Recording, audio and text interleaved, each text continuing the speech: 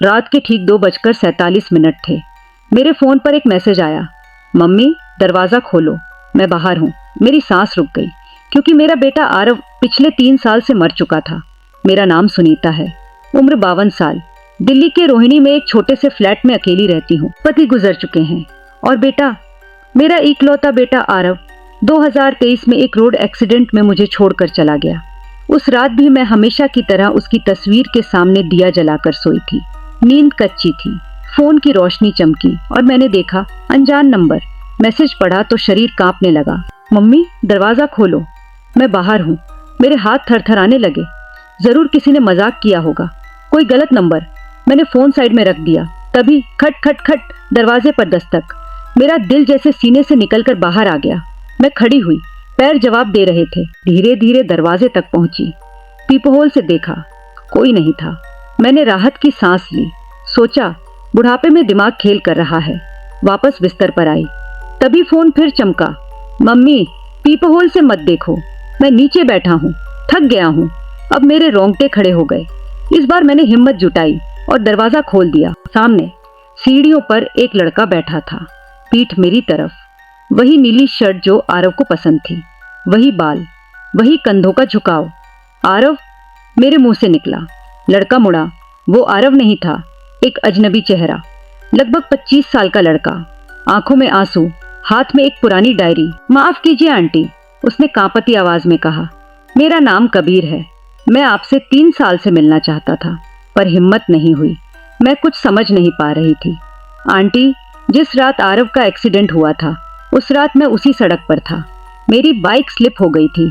मैं बीच सड़क पर गिरा पड़ा था। ट्रक सीधा मुझ पर आ रहा था। उसकी आवाज भर्रा गई।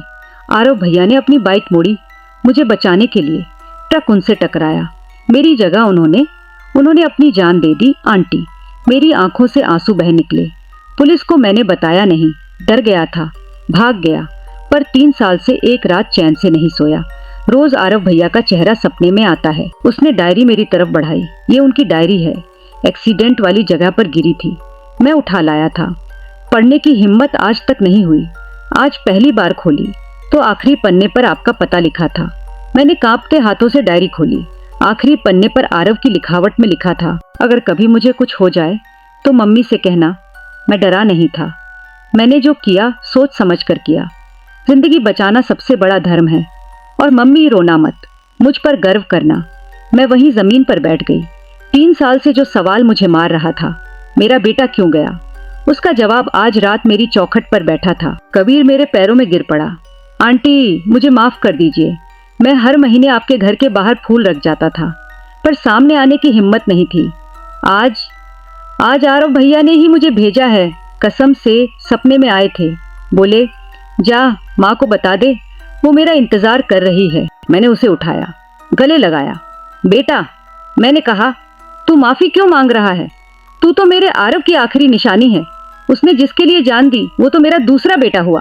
कबीर फूट फूट कर रोने लगा। उस रात मैंने पहली बार 3 साल बाद चैन की नींद ली। आरव की तस्वीर के सामने दिया जलाया और कहा, बेटा तू सही था, मुझे तुझ पर गर्व है।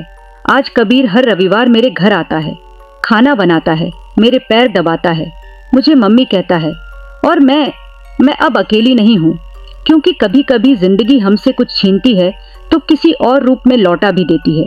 बस हमें दरवाजा खोलने की हिम्मत चाहिए। रात के 2:47 पर भी।